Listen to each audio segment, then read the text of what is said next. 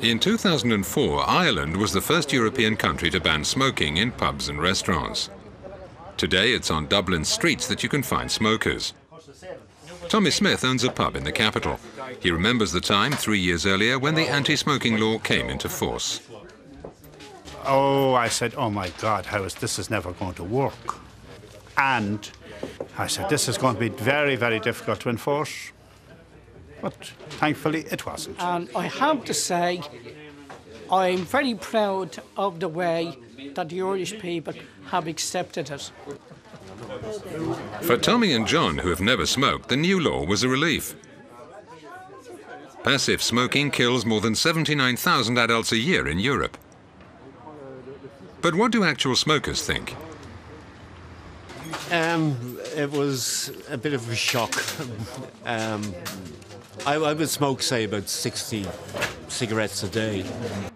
So the smoking ban was brilliant.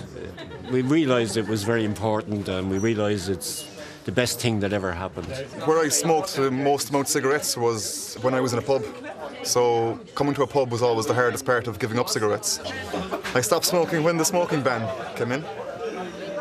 Yeah. For many smokers, the no smoking law was an encouragement to smoke less or even to give up completely. But what's also changed is the air. I started working in a bar at 14 years of age, 14 and a half, and that's all I ever done. And I spent my life inhaling other people's smoke because I didn't smoke myself. And I spent my life inhaling. It's a much healthier environment, to be quite honest with you. A pub environment can contain around 4,000 dangerous chemical substances, of which approximately 50 are carcinogens. Chronic exposure to other people's tobacco smoke or passive smoking increases the risk of lung cancer in non-smokers by 20 to 30%. Should all European countries follow Ireland's example? I really think it should because,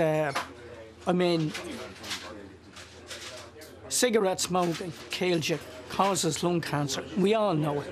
Every country has to come up with its own solution as well to the problem because, there's still very individual countries out there.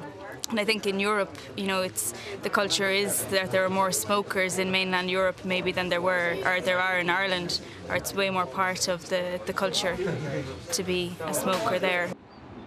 This is the University of Stirling in the United Kingdom, a country where smoking is still allowed in pubs. Gerard Hastings is the Director of Cancer Research at the UK Centre for Tobacco Control Research.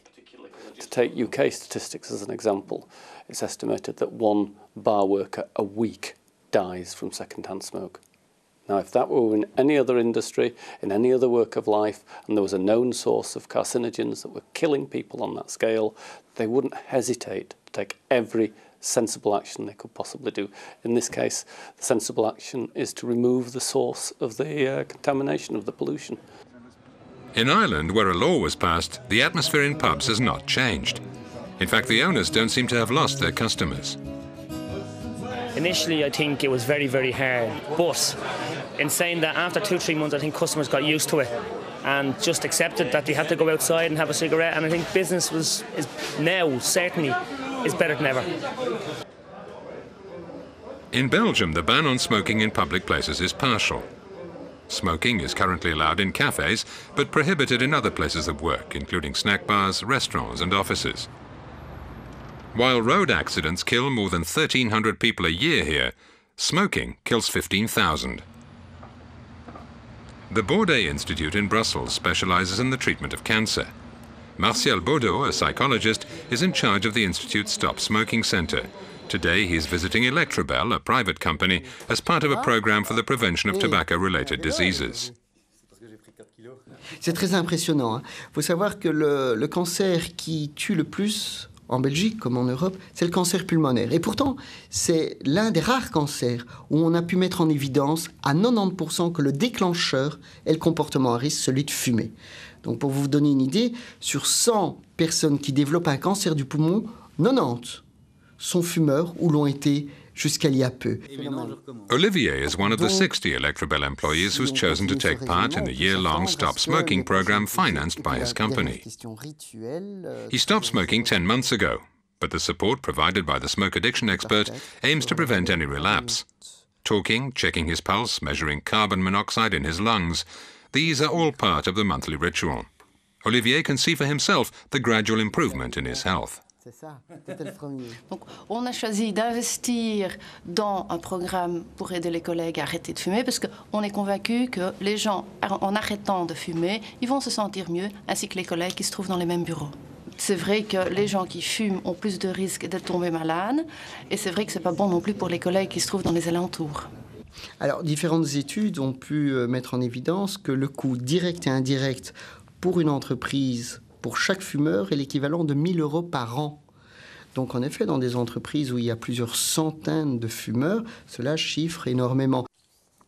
Investing in a stop smoking program like this one is without a doubt profitable.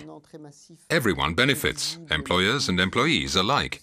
Pour moi, c'est très positif. Le fait que ma santé est meilleure. Les chiffres que je montre ici chaque fois aux réunions, mon pouls est meilleur, mon souffle est meilleur, je le sens aussi.